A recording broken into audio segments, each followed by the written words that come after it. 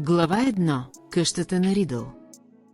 Тази глава ни отвежда далеч от Привет Драйв, селото Малък Хангълтън, където се намира старата и запусната къща на семейство Ридъл. Преди много години тримата членове на семейството са открити мъртви при мистериозни обстоятелства, а подозрението пада върху техния градинар Франк Брайс. Франк, който сега е старец, все още живее в имота и се грижи за него, въпреки че местните го смятат за странен.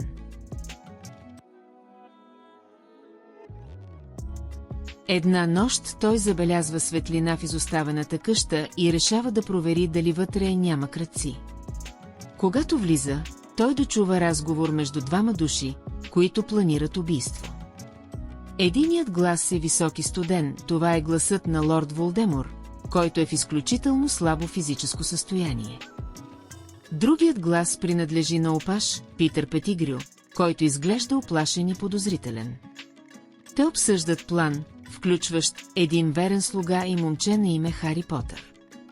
Волдемор държи наблизо огромната си змия на Джини, която открива присъствието на Франк в коридора. Змията съобщава на своя господар за шпионина чрез езика на змиите. Франк е открит и принуден да влезе в стаята, където вижда малкото, деформирано тяло на Волдемор. Преди да успее да избяга или да извика полиция, Волдемор го убива със смъртоносното проклятие. В същия този момент, на километри разстояние, Хари Потър се събужда с ужасна болка в белега си. Глава 2. Белегът. Хари се събужда в стаята си на Привет Драйв номер 4, притискайки челото си от болка. Той си спомня части от съня си, в който е видял стара къща и убийство, но детайлите започват да избледняват. Най-много го тревожи фактът, че белегът му гори, тъй като това се случва само когато Волдемор е наблизо или изпълнен с гняв. Хари се опитва да анализира ситуацията, знаейки, че не може да сподели притесненията си с Леля Петуния или Чичо Вернон. Те се страхуват и мразят магията, така че реакцията им би била само раздразнение или паника. Хари мисли за приятелите си, Хърмаяни и Рон, но не иска да ги плаши излишно. Накрая решава, че единственият човек, на когото може да се довери напълно по този въпрос, е неговият кръстник Сириус Блек. Сириус е беглец от закона, но за Хари той е най-близкият възрастен, който разбира света на магията. Момчето сяда и пише писмо до Сириус, в което описва болката в белега и странния си сън. Докато пише, той се чувства малко поспокоен, че не е сам в тази ситуация. Хари също така си мисли за предстоящата учебна година и за това колко много му липсва Хогвартс. Той крие храна под дъските на пода, тъй като Дъдли е на строга диета и цялото семейство е принудено да гладува. В края на главата Хари изпраща писмото по сова и се надява на бърз отговор. Глава 3. Поканата. Настроението в къщата на Дърсли е напрегнато заради глада на Дъдли и раздразнението на Чичо Вернон. Пощата пристига и Вернон получава писмо от Моли Уизли, майката на Рон, облепено с безброй марки. Госпожа Уизли кани Хари да отиде с тях на световното първенство по Куидич и да остане в хралупата до края на лятото.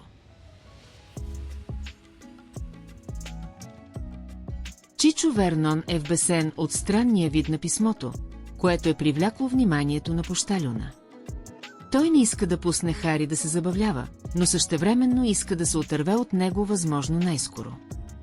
Хари хитро споменава, че неговият кръстник Сириус, за когото Дърсли вярват, че е опасен престъпник, ще се разстрои, ако Хари не му пише редовно. Тази заплаха веднага променя мнението на Вернон, който неохотно се съгласява да пусне племенника си. Дъдли е ужасен от мисълта Хари да отиде на такова вълнуващо място, докато той самият е на диета с грейпфрути. Хари е на седмото небе от щастие, че ще напусне семейство Дърсли по-рано от очакваното.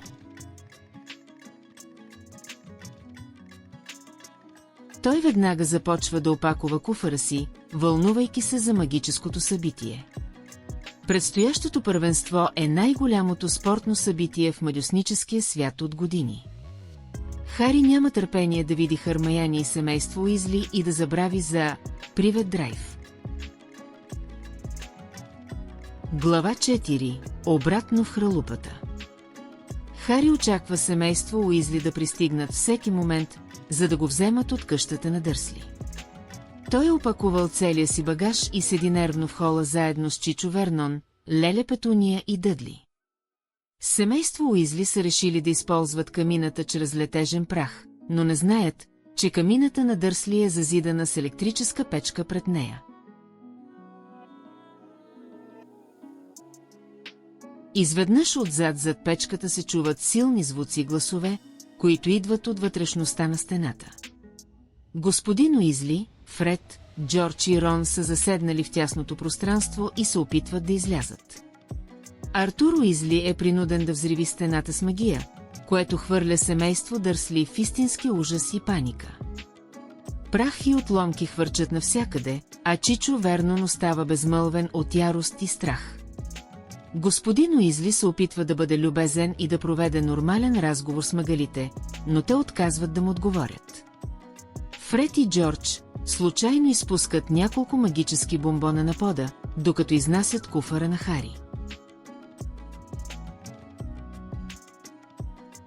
Дъдли, който е на строга диета и е вечно гладен, не издържа и изяжда един от бомбоните, докато никой не гледа. Почти веднага езикът му започва да расте неконтролируемо, ставайки дълъг над 1 метър и виолетов на цвят. Леля Петуния започва да пищи и се опитва да издърпа езика от устата на сина си, мислейки, че той се задушава. Чичо Вернон грабва една фигурка и я хвърля по господин Уизли, губейки пълно самообладание. Артур се опитва да помогне на Дъдли, но Вернон го напада, което принуждава Хари и останалите бързо да се прехвърлят към хралупата. Хари влиза в камината, оставяйки след себе си пълен хаос и крещящи мъгали. Той се озовава в кухнята на семейство Уизли, където всичко е уютно и магическо.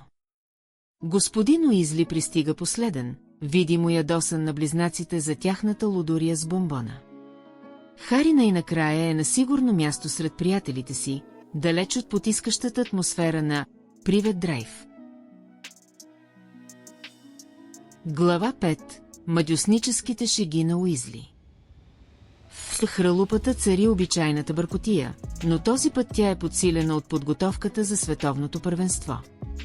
Госпожа Уизли е разгневена на Фред и Джордж заради инцидента с Дъдли и техните нови изобретения. Тя открила цял куп поръчки за мадюсническите шеги на Уизли и ги е конфискувала, настоявайки те да се фокусират върху учението. Близнаците обаче са решени да отворят собствен магазин и тайно продължават да разработват продуктите си. Хари се радва да види Хърмаяни, която вече е пристигнала и помага в домакинството. Бил и Чарли, по-големите братя на Рон, също са у дома, което прави къщата още по-тясна и шумна. Бил работи за банка, Гринготс в Египет и изглежда много по-различно от преди, с дълга коса и обеца с кучешки зъб. Чарли работи с дракони в Румъния и има мускулести ръце, покрити с изгаряния. Вечерята в градината е магическа и пълна с разговори за работата в Министерството на магията. Господин Уизли обяснява колко трудно е било да се организира световното първенство и да се скрие от мъгалите. Пърси Уизли, който вече работи в Министерството, не спира да говори за своя началник, Барти Крауч. Той е изключително амбициозен и се опитва да направи добро впечатление на всички присъстващи. Хари научава повече за Берта Джоркинс, служителка на Министерството, която е изчезнала мистериозно в Албания. Въпреки сериозните теми, атмосферата е празнична и изпълнена с очакване. Хари се чувства като у дома си, заобиколен от хора, които го ценят и обичат. Преди лягане Рон му показва своята стая, която е облепена с плакати на любимия му Куидич отбор. Те обсъждат шансовете на Ирландия срещу България в предстоящия финал. Хари заспива бързо, чувствайки се за първи път от седмици напълно спокоен и защитен. Глава 6. Летежният ключ. Всички в хралупата се събуждат много рано, докато навън е още тъмно, за да тръгнат към мястото на първенството. Госпожа Уизли е приготвила закуска, докато останалите се опитват да си съберат нещата в просеница. Те трябва да изминат дълъг път пеша до хълма Стуцхет, където се намира техният транспорт. Тъй като не всички могат да се дезапарират, те ще използват летежен ключ, магически предмет, който пренася групи хора едновременно. По пътя се срещат само с Дигари, колега на господин Уизли, и неговия син Седрик. Седрик е търсачът на отбора на Хафълпъв и е много популярен и атлетичен младеж. Амос Дигари не пропуска възможността да се похвали, че синът му е победил Хари в матч по Куидич миналата година. Седрик изглежда малко неудобно от хвалянето на баща си и се държи изключително скромно и любезно. Групата се изкачва на върха на хълма в точното време, търсейки стария бутуш, който служи за ключ. Всеки трябва да докосне предмета в определения момент, за да се задейства магията. Хари усеща рязко дръпване зад пъпа си и земята изчезва под краката му. Те се въртят в шеметен вихър от светове и звуци, докато се пренасят през пространството. Когато кацат, Хари, Рон и Хърмаяни падат на земята, докато опитните мадьосници се приземяват на крака. Те се озовават в пуста местност, където са организирани лагери за хиляди мадьосници от целия свят. Мадьосник на име Робъртс, който е мъгъл и управител на лагера, изглежда много объркан от странните хора наоколо. Господин Уизли използва магия, за да плати престоя им, опитвайки се да не привлича излишно внимание. Те започват да опъват палатките си, които отвън изглеждат малки, но вътре са като истински апартаменти. Хари е поразен от мащаба на събитието и разнообразието от култури и магии, които вижда наоколо. Всички са развълнувани и готови за най-голямото спортно приключение в живота си. Глава 7. Багман и Крауч. След като се настаняват в магическата си палатка, Хари, Рон и Хърмаяни се разхождат из огромния лагер, изумени от гледката на хиляди мадьосници от цял свят. Те виждат палатки, украсени с живи фигури, фонтани и дори цели градини, въпреки че всички трябва да се преструват намъгали. По пътя срещат Седмас Финиган и Дин Томас, които са запалени фенове на ирландския отбор. Господин Уизли е в стихията си, опитвайки се да запали огънски брит, което за него е изключително екзотично мъгълско занимание. Скоро към тях се присъединява Лудо Багман, началник на отдела за магически игри и спортове, облечен в старата си ярко-жълта и розова роба на осите от Уимборн. Багман е весел, енергичен и веднага предлага на всички да залагат за изхода от мача. Фред и Джордж залагат всичките си спестявания, че Ирландия ще спечели, но Виктор Крум, търсачът на България, ще улови снича. Багман приема залога с насмешка, смятайки го за малко вероятен, но близнаците са уверени в преценката си. Малко след това пристига Барти Крауч, който е пълна противоположност на Багман, строг, педантичен и облечен в перфектен мъгълски костюм. Крауч и Багман обсъждат организирането на събитието и мистериозното изчезване на Берта Джоркинс, за която Багман не изглежда особено загрижен. Пърси Уизли се опитва да впечатли господин Крауч със своите познания, но Крауч дори не си спомня името му, наричайки го Уедърби. Хари забелязва колко напрегнат и заед изглежда Крауч, който отговаря за хиляди детайли около първенството. В лагера се усеща нарастващо вълнение, докато слънцето започва да залязва и хиляди хора се насочват към стадиона. Продавачи на магически сувенири летят навсякъде, предлагайки розетки, шапки и фигурки на играчи. Хари си купува магически бинокъл, омнинокъл, който може да превърта и забавя действията на терена. Те се насочват към най-високата ложа на стадиона, запазена за специални гости и служители на министерството. Гледка от върха е зашеметяваща, златният стадион блести под магическите светлини. Всички са готови за началото на най-великия мач в живота си. Глава 8. Световното първенство по Куидич.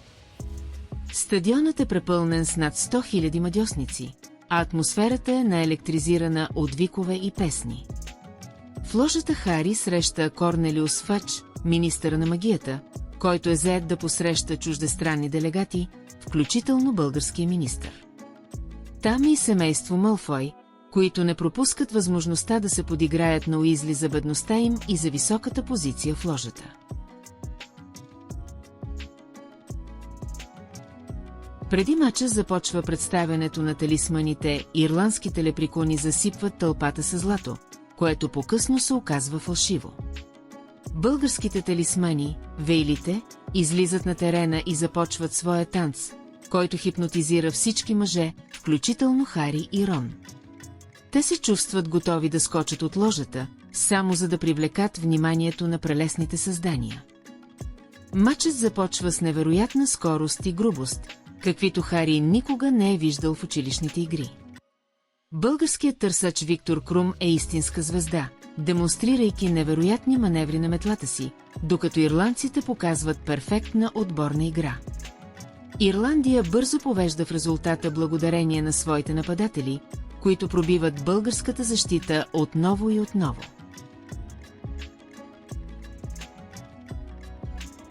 Крум извършва финта на Вронски, подмамвайки ирландския търсач Ейдън Линч да се забие в земята с огромна скорост.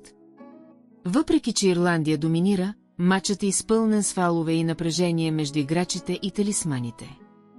Вейлите губят самообладание и разкриват истинските си, грозни лица на птицеподобни чудовища, когато Ирландия повежда убедително. Накрая Крум забелязва снича, но знае, че неговият отбор няма как да навакса разликата в точките. Той решава да сложи край на мача на свои условия и улавя снича, докато кърви от счупен нос. Ирландия печели титлата с 170 на 160 точки, точно както предсказаха Фред и Джордж. Целият стадион избухва в аплодисменти за невероятното представяне на двата отбора. Хари е зашеметен от уменията на Крум и разбира защо той е смятан за най-добрия света. След награждаването всички се връщат в лагера, за да празнуват до зори. Глава 9. Черния знак. Празненствата след мача продължават дълго в нощта, но към ранните часове на сутринта Хари е събуден от панически викове. Господин Уизли нахлува в палатката и заповядва на всички веднага да се облекат и да бягат към гората. Навън цари пълен хаос, група мадьосници с маски и качулки маршируват из лагера, взривявайки палатки и измъчвайки семейство Робъртс, мъгалите, във въздуха. Тези хора действат като смъртожадни последователите на Волдемор, които са се завърнали, за да всеят страх. Хари, Рон и Хърмаяни се отделят от останалите в тъмната гора, опитвайки се да намерят сигурно място. Те срещат Драко Малфой, който злобно им подхвърля, че мътнородите като Хърмаяни са в голяма опасност. Изведнъж от тишината на гората се чува нечий глас, който произнася мощното заклинание Емурс Мордре. В небето изригва огромен, светещ череп със змия, излизаща от устата му черният знак на лорд Волдемор. Тълпата изпада в неописуема паника, тъй като този знак не е виждан от 13 години. Служители на министерството, включително господин Уизли и господин Крауч, се появяват веднага и започват да изстрелват зашеметителни заклинания във всички посоки. Те почти улучват Хари и приятелите му, мислейки, че те са отговорни за знака. Господин Крауч открива своята домашна елфка Уинки в храстите, държаща вълшебна пръчица, и веднага обвинява в престъплението. Хари разбира, че пръчицата на Уинки всъщност е неговата собствена, която той е изгубил по-рано на стадиона. Уинки е ужасена и отрича всичко, но Крауч уволнява на място, въпреки молбите на елфката. Хермайони е възмутена от начина, по който се третират домашните елфи, дори в момент на криза.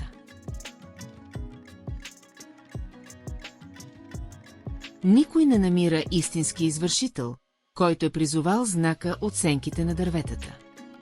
Господин Уизли отвежда децата обратно към палатката, но настроението е мрачно и изпълнено със страх.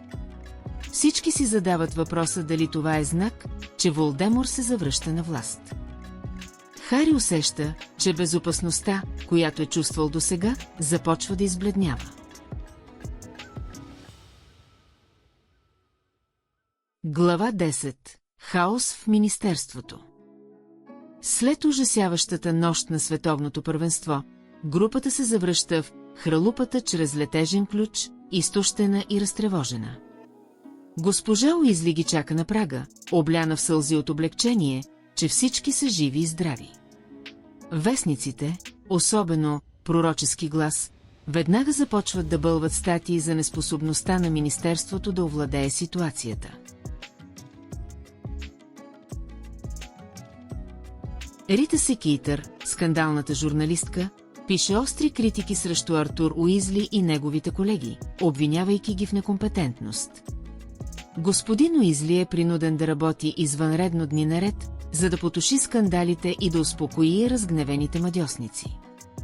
Хари разказва на Рон и Хермайони за съня си от началото на лятото, чувствайки, че събитията са свързани. Той все още не е получил отговор от Сириус, което го прави неспокоен и разсеян. Хермайони е дълбоко потресена от отношението на Барти Крауч към неговата елфка Уинки и започва да проучва правата на домашните елфи. Пърси Уизли фанатично защитава действията на Министерството и господин Крауч, което води до постоянни спорове с братята му. Фред и Джордж се опитват да разберат какво се случило с залога им, тъй като Лудо Багман изглежда е изчезнал без да им плати. В къщата цари напрежение, докато всички стягат куфарите си за заминаването към училище. Хари се чувства виновен, че е станал причина за част от неприятностите на господин Уизли заради изгубената си пръчица. Госпожа Уизли се опитва да ги развесели с обилна храна, но мисълта за черния знак тежи на всички. Сириус най-накрая изпраща отговор чрез сова, в който съветва Хари да бъде изключително внимателен и да не напуска Хогвартс. Писмото на Сириус потвърждава, че опасността е съвсем истинска и близо. Хари осъзнава, че тази година в училище няма да бъде като никоя друга досега. Накрая всички се приготвят за последната си нощ в хралупата, преди да се качат на Хогвартс експрес. Глава 11. В Хогвартс експрес. Сутринта на заминаването е хаотична, както винаги, с дъжд, който се лее ведро над градината. Семейство Уизли и Хари се опитват да натъпчат всичките си вещи в 3 министерски коли, осигурени от господин Уизли. На гара Кингс Крос Хари се сбогува с господин и госпожа Уизли, които изглеждат необичайно сериозни и загрижени. Господин Уизли се опитва да каже нещо важно на Хари насаме, но е прекъснат от шума на влака. Във влака Хари, Рон и Хермайони намират купе и започват да обсъждат събитията от лятото далеч от чужди уши. Те срещат Драко Малфой, който отново се подмята с загадъчни коментари за нещо голямо, което предстои в Хогвартс. Малфой намеква, че баща му знае тайни, които ще направят Хари да изглежда нищожен. Рон е вбесен от арогантността на Драко, но Хърмайони го съветва да не му обръща внимание. Пътуването преминава в разговори за новия учител по защита срещу черните изкуства, за когото се носят странни слухове. Хари научава от Рон, че Аластор Лудоокия Муди е бил нападнат с дома си същата сутрин, но се защитил успешно. Муди е легендарен аврор ловец на тъмни мадьосници, известен със своята параноя и многобройни белези. Хари се чуди какъв ли човек е Муди и защо Дъмбълдор го е наел точно сега. Хърмайони прекарва голяма част от времето в четене на «История на Хогвартс», търсейки информация за домашните елфи в училището. Тя е решена да промени социалния им статус, въпреки скептицизма на момчетата. Дъждът продължава да чука по прозорците на влака, докато той наближава замъка Хогвартс. Хари усеща познатото вълнение от завръщането си от дома, но и лека тревога заради белега си. Когато пристигат на гарата в Хоксмит, те са посрещнати от Хагрид, който изглежда по-развълнуван от всякога. Учениците се качват в коляските, теглени от невидими същества, и се насочват към светещия замък.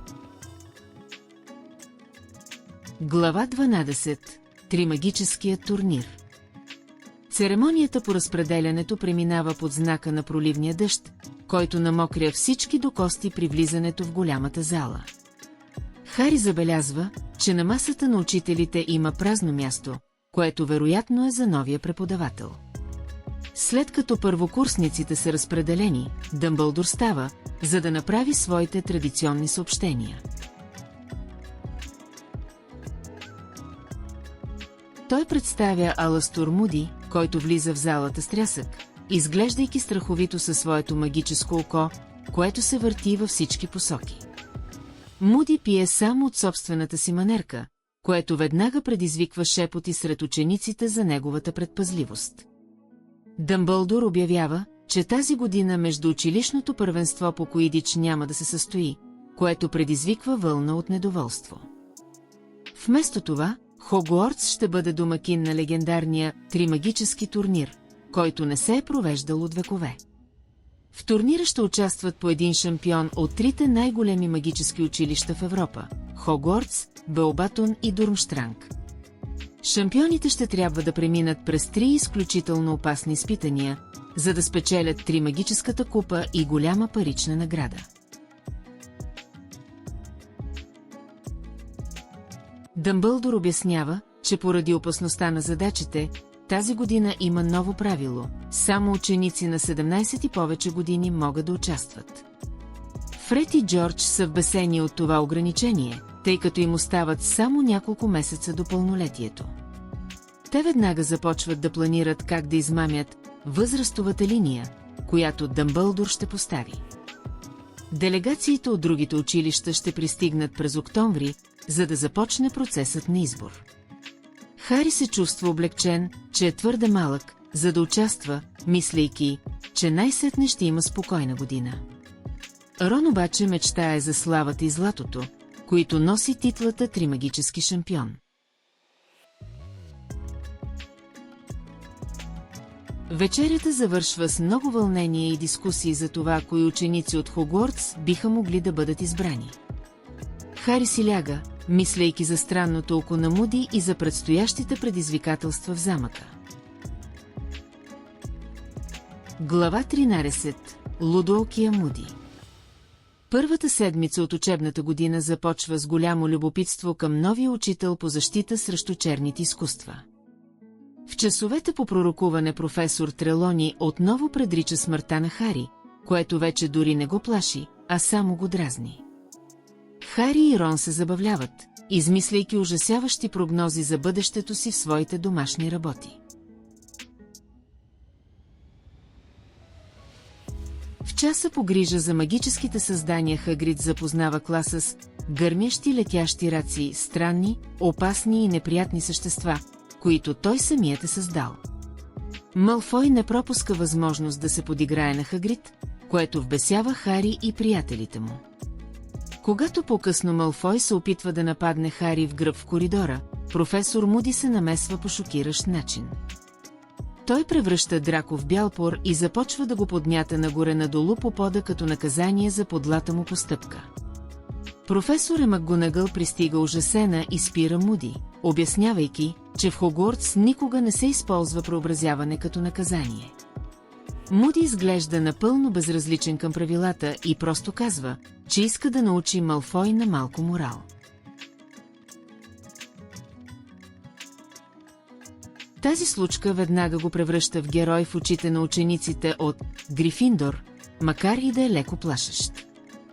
Хари забелязва, че магическото око на Муди може да вижда през стени и дори през гърба на главата му. Муди извиква Хари на страна и му казва, че трябва да бъде нащрек, защото светът е опасно място. Рон е във възторг от новия учител, докато Хърмаяни е малко скептична към неговите методи. Междувременно Хърмаяни започва своята кампания за правата на домашните елфи, наречена СКАП – Сдружение за колективна акция за правата на елфите.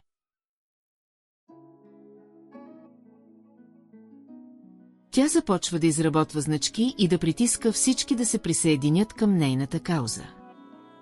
Хари и Рон приемат значките само за да успокоят, но не вярват, че елфите искат да бъдат освободени. Глава 14. Непростимите проклятия. Класът по защита срещу черните изкуства очаква с нетърпение първия си истински урок с Муди. Професорът обявява, че според министерството те са твърде малки, за да видят проклятията, но той смята, че трябва да знаят срещу какво са изправени. Той представя трите непростими проклятия, чието използване води до доживотен затвор в Азкабан.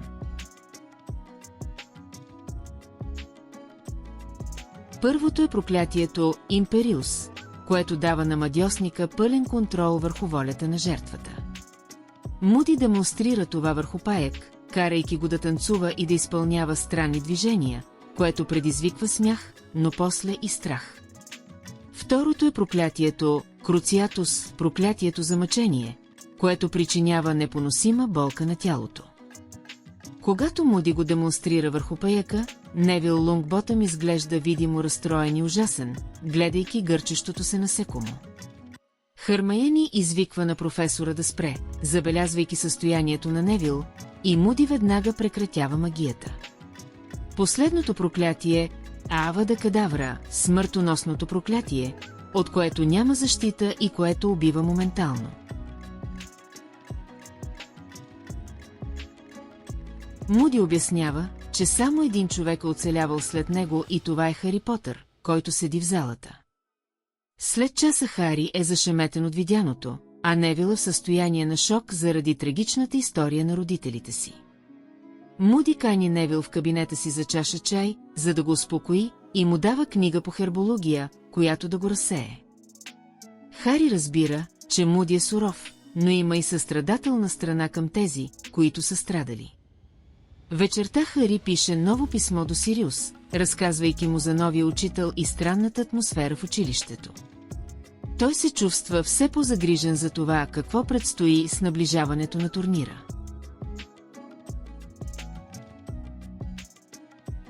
Хърмаяни продължава да настоява за правата на елфите, дори след като научава, че стотици от тях работят в кухнята на Хогвартс. Глава 15. Бълбатон и Дурмштранг. Октомври пристига със студен вятър и голямо вълнение, защото делегациите от другите училища трябва да пристигнат на 30. Учениците се събират пред замъка при вечер, за да посрещнат своите гости от чужбина. Първи пристигат представителите на френското училище Бълбатон в огромна синя каляска, теглена от дозина летящи коне. Директорката на Бълбатон, мадам Максим, е жена с гигантски ръст, почти колкото Хагрид, и изглежда изключително елегантна. Хагрид веднага е пленена от нейната поява, което не убягва от вниманието на Хари и Рон. Малко по-късно от езерото изплува призрачен кораб, от който излизат учениците на Дурмштранг. Техният директор, Игор Каркаров, е човек с мазна усмивка и студени очи, който изглежда подозрително познат на Хари. Най-голямата изненада е, че сред учениците на Дурмщранг е самият Виктор Крум, световно известният търсач. Цялото училище започва да шепне и да се вълнува от присъствието на такава знаменитост в Хогвартс. Всички влизат в голямата зала за празнична вечеря, където масите са отрупани с международни деликатеси. Дъмбълдур представя огнения букъл, магически предмет, който ще избере шампионите на трите училища. Той обяснява, че всеки, който иска да участва, трябва да пусне името си на лист хартия в сините пламъци на бокала. Около бокала е начертана възрастова линия, която никой под 17 години не може да премине. Фред и Джордж решават да използват старееща отвара, за да се опитат да измамят линията на следващия ден. Техният опит завършва с провал и двамата се стобиват с дълги бели бради, което предизвиква всеобщ смях. Хари наблюдава бокала със смесени чувства, без да подозира, че съдбата му е на път да се промени завинаги. Той се чуди кой ли ще бъде избран да представлява Хогвартс в това опасно изпитание. Вечерта завършва с напрегнато очакване за резултатите, които ще бъдат обявени на следващия ден по време на Хелоуин. Глава 16. Огненият бокал. Денят на Хелоуин е изпълнен с огромно напрежение и очакване в целия замък Хогвартс. Всички ученици се събират в голямата зала за празничната вечеря, но никой не мисли за храната, тъй като погледите са приковани в огнения бокал. Светлините в залата се притъмняват по знак на Дъмбълдур, оставяйки само сиянието на сините пламъци на бокала. Когато настъпва моментът за избор, пламъците изведнъж стават ярко-червени и изхвърлят първото парче пергамент. Дъмбълдур обявява първия шампион Виктор Крум за Дурмщранг, което предизвиква бурни аплодисменти. Вторият шампион е Флюр Делакур от Булбатон, чиято красота и грация веднага привличат вниманието на всички момчета. Третият избран е Седрик Дигари от Хафълпъв, което кара неговия дом да избухне в неописуема радост, тъй като най-сетне имат шанс за голяма слава. Дъмбълдур започва своята заключителна реч, обяснявайки, че тримата шампиони са вече избрани и турнирът започва. Изненадващо обаче, бокалът отново променя цвета си в червено и изхвърля четвърто парче пергамент. Дъмбълдор го хваща във въздуха и настъпва мъртвешка тишина, докато той чете името на листа. С пресекващ глас директорът прочете името – Хари Потър, което хвърля цялата зала в състояние на шок. Хари седи вцепенен на мястото си, усещайки стотици враждебни и невярващи погледи върху себе си. Той не е пускал името си в бокала и е твърде малък, за да премине възрастовата линия. Подтикнат от Хърмаяни, той става и бавно тръгва към стаята на шампионите, чувствайки се като в кошмар. В задната стая останалите трима шампиони го гледат с объркване, не разбирайки защо едно 14-годишно момче се присъединява към тях. Глава 17. Четиримата шампиони. Атмосферата в стаята на шампионите става взривоопасна, когато в нея нахлуват Дъмбълдур, Каркаров, мадам Максим и Лудо Багман. Мадам Максим и Каркаров веднага започват да обвиняват Хогвартс в измама, твърдейки, че Дъмбълдор е начертал линията грешно. Те настояват техните училища също да имат по двама шампиони или Хари да бъде дисквалифициран веднага. Дъмбълдур пита Хари директно дали е пуснал името си или е помолил по-голям ученик да го направи, на което Хари отрича категорично.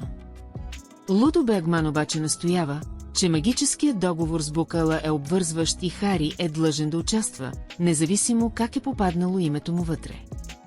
Професор Снейп не пропуска шанса да изкаже подозрението си, че Хари просто търси внимание и е намерил начин да заобиколи правилата. Професор Муди се намесва, твърдейки, че само изключително силна магия за объркване би могла да подлъже Бокъла да повярва, че има четвърто училище. Муди предполага, че някой външен човек иска Хари да участва в турнира, вероятно за да го изложи на смъртна опасност. Спорът продължава дълго, но правилата са железни и няма връщане назад за четиримата избрани.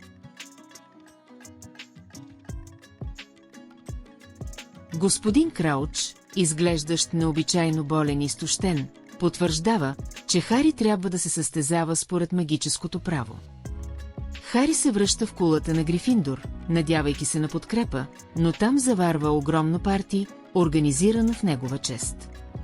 Всички негови съученици вярват, че той е намерил начин да измами Бокъла и го смятат за герой, което го отвращава.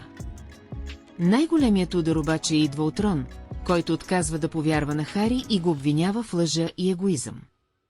Рон смята, че Хари нарочно е скрил от него как да се запише, за да не споделя славата с никого. Тази вечер Хари заспива по-самотен от всякога, знаейки, че най-добрият му приятел вече не му вярва. Глава 18. Проверката на пръчиците. Следващите дни са истинският за Хари, тъй като почти цялото училище е срещу него, освен Хърмаяни. Учениците от Хафълпав го обвиняват, че краде славата на Седрик, и започват да носят значки, които светят с надпис «Потър смърди». Хари се опитва да се концентрира върху уроците, но напрежението и липсата на Рон го измъчват постоянно. Всички шампиони са извикани за церемонията «Проверка на пръчиците», където ще се установи дали инструментите им са в изправност. Там Хари се среща за първи път с Рита Секейтър, която веднага го отвежда в един килер за метли за ексклузивно интервю. Тя използва своето бързопишещо перо, което само съчинява драматични и напълно неверни истории за неговата тъга и самота. Хари се опитва да спре перото, но Рита го игнорира, търсейки само сензация и сълзливи подробности за миналото му. Церемонията се води от господин Оливандър, който внимателно изследва всяка пръчица с голям професионализъм. Пръчицата на Флюр съдържа косъм от Вейла, нейната баба, а тази на Крум е изработена от известния майстор Григорович. Когато идва ред на Хари, Оливандър потвърждава, че неговата пръчица е в перфектно състояние, макар и свързана с тази на Волдемор. След церемонията Хари се сблъсква с нова вълна от подигравки, след като статията на Рита Секейтър излиза в пророчески глас. Статията го представя като трагичен герой, който плаче за родителите си всяка нощ, което го прави за смях пред целия замък. Сириус изпраща ново писмо, в което моли Хари да се срещнат чрез камината в общата стая на Грифиндор в определен час. Хари очаква срещата с нетърпение, надявайки се на съвет как да оцелее в първото изпитание, за което все още не знае нищо. Междувременно той вижда Хагрид и мадам Максим да се сближават, което изглежда странно предвид конкуренцията в турнира. В края на главата Хари се промъква до камината в полунощ, за да говори с единствения човек, който му останал като семейство. Глава 19. Унгарският шипоопашът. Разговорът на Хари с Сириус в камината е прекъснат почти веднага, но кръстникът му успява да го предупреди, че Каркаров е бил смъртожаден и че трябва да бъде изключително предпазлив. Сириус се опитва да му даде съвет за първото изпитание, но влизането на Рон в общата стая принуждава главата на Сириус да изчезне в пламъците. Хари и Рон имат поредния лют скандал, като Хари дори замеря приятеля си с «Потър смърди» значка в момент на ярост. Няколко дни преди изпитанието Хагрид примамва Хари под невидимата мантия и го отвежда в гората, за да му покаже какво са докарали в училището. Хари остава вцепенен, когато вижда 4 огромни, бълващи огън дракона, за които се грижат екипи от мадьосници, включително Чарли Уизли. Той разбира, че задачата на шампионите ще бъде да преминат покрай тези чудовища, което изглежда като самоубийствена мисия за 14-годишно момче. Навръщане Хари се сблъсква с мадам Максим, която също е видяла драконите, което означава, че Фльор ще знае за тях. Той подозира, че и Каркаров е надушил истината, което оставя само Седрик Дигари в пълно невежество. Въпреки че са съперници, чувството за справедливост на Хари надделява и той решава да каже на Седрик за драконите, за да изравни шансовете. Седрик първоначално е подозрителен, но после благодари искрено на Хари за честната постъпка. Веднага след това професор Муди извиква Хари в кабинета си и му дава ценен съвет – да използва силните си страни. Хари осъзнава, че единственото нещо, в което е наистина добър, е летенето, но той няма право да носи метлата си на арената. Под ръководството на Хармаяни той започва денонощно да упражнява призоваващото заклинание Аксио, надявайки се да успее да повика своята светкавица.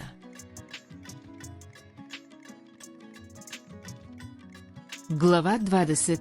Първото изпитание. Денят на първото изпитание настъпва и Хари чувства как стомахът му се свива от ужас, докато чака в палатката на шампионите. Лудо Бегман кара четиримата да изтеглят от една турбичка магически модели на драконите, срещу които ще се изправят. Хари изтегля най-опасния от всички унгарския шипоопашът, който е известен със своята свирепост и бодлива опашка.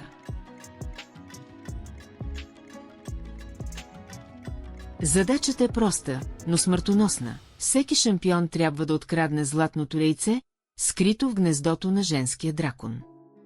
Седрик, Фльор и Крум преминават през своите изпитания с различен успех, като използват преобразяване, хипноза и заклинания за заслепяване. Когато идва ред на Хари, той излиза на арената пред хиляди зрители и веднага вдига пръчицата си, извиквайки Аксио, светкавица. След няколко безкрайни секунди метлата му пристига, прелитайки над стените на стадиона, и Хари я яхва, усещайки прилив на увереност. Той започва да кръжи около дракона, използвайки скоростта си, за да го провокира и да го накара да се отдели от яйцата си. Шипоопашатият е изключително бърз и успява да закачи рамото на Хари с опашката си, но момчето не се предава. Накрая Хари прави рязко пикиране, което заблуждава звяра, и успява да грабне златното яйце под бурните аплодисменти на тълпата. Той завършва задачата за рекордно кратко време и получава високи оценки от повечето съдии, включително и от Дъмбълдор. Най-важното за него обаче е, че след битката Рон най-сетне идва при него, блед и разкаян. Рон признава, че който и да сложил името на Хари в бокала, явно искал той да умре, и двамата най-после се помиряват. Хари се чувства пощастлив от всякога, не заради точките, а заради възстановеното си приятелство. Глава 21. Сдружение за колективна акция за правата на елфите. След успеха в първото изпитание Хари е обсипан с внимание, а в общата стая на Грифиндор се организира грандиозно тържество. Невил донася храна от кухнята, а Хари най-накрая отваря златното яйце, за да разбере каква е следващата задача.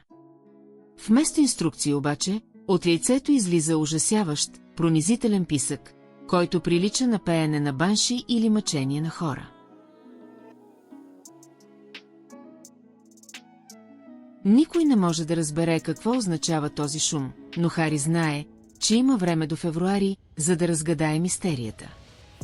Междувременно Хармаяни е по-активна от всякога своята кампания скъпа и открива начина да влезе в кухнята на Хогвартс. Тя отвежда Хари и Рон там, където те откриват стотици домашни елфи, които работят с радост и сервират планини от храна. Изненадата е пълна, когато виждат Доби, който сега работи в Хогвартс срещу заплащане, нещо нечувано за един елф. С него е и Уинки, бившата елфка на господин Крауч, но тя е в депресия и плаче постоянно за стария си господар. Доби изглежда щастлив и носи десетки различни чорапи, които са любимият му аксесуар от освобождението му насам. Хърмайони се опитва да убеди другите елфи, че заслужават заплати и почивни дни, но те се чувстват обидени и я гледат с неразбиране. Рон се наслаждава на храната, докато Хари разговаря с Доби за турнира и за живота в училището. Елфът е готов на всичко, за да помогне на Хари, когото смята за най-великия мадьосник. Въпреки ентусиазма на Хърмайони, става ясно, че промяната на вековните традиции на елфите ще бъде изключително трудна задача. В края на декември Дъмбълдур прави друго важно съобщение. Предстои коледният бал, традиционна част от тримагическия турнир. Хари изведнъж осъзнава, че трябва да си намери партньорка за танци, което му се струва по-страшно дори от битката с дракон.